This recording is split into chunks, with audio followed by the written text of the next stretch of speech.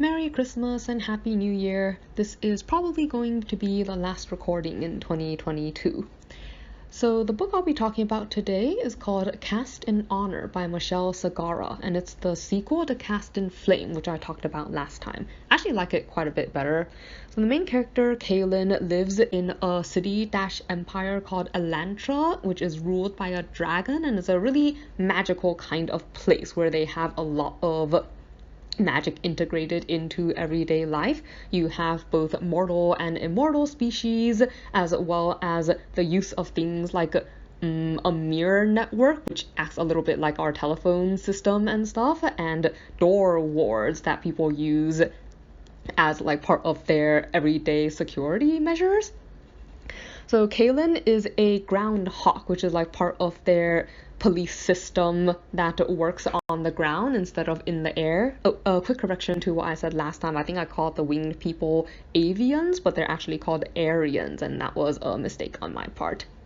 So anyways, Kaylin at the beginning of the story is called in along with some of her friends to help investigate a triple homicide. It's a really mysterious case for a number of reasons. First of all, no one can actually tell how the three people were killed. Like, there are no marks on their bodies, no obvious magical indications. Like, somehow it just seems like they went from being alive to being dead with no really clear reason how that change happened.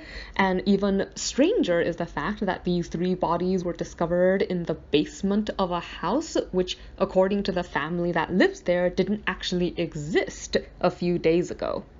So during the course of her investigations, I guess one major element of this book is that the main character meets a really strange neighbor called Gilbert, and he turns out to somehow be related to Shadow and Ravelon. So Ravelon is the city that sort of exists at the center of this empire that is cordoned off by a set of 7 towers, which are responsible for preventing the dark things inside the city, like shadows, from escaping and hurting people in the rest of the world.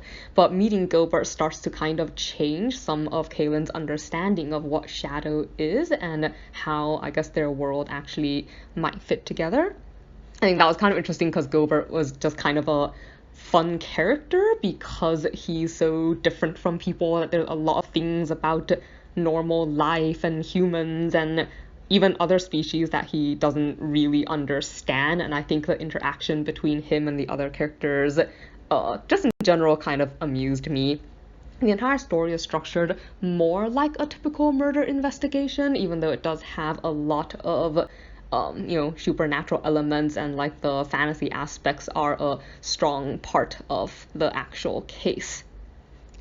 So like I said before, I think I found this book overall actually more exciting than the previous one, and I think part of it might be though that I'm getting used to the characters, and I think now that I know them better, like they are more interesting to read about, and it's easier to follow because I'm starting to be familiar with like who they are, and like what they're capable of, and like what their normal and abnormal is.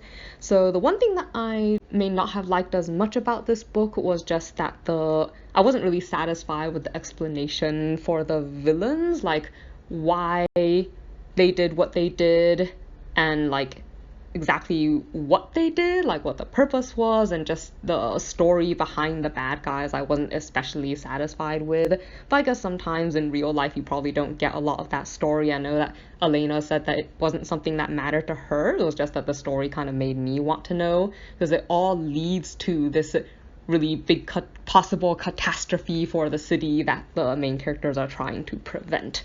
So yeah, like in general, I actually quite liked this book, and I would definitely recommend it.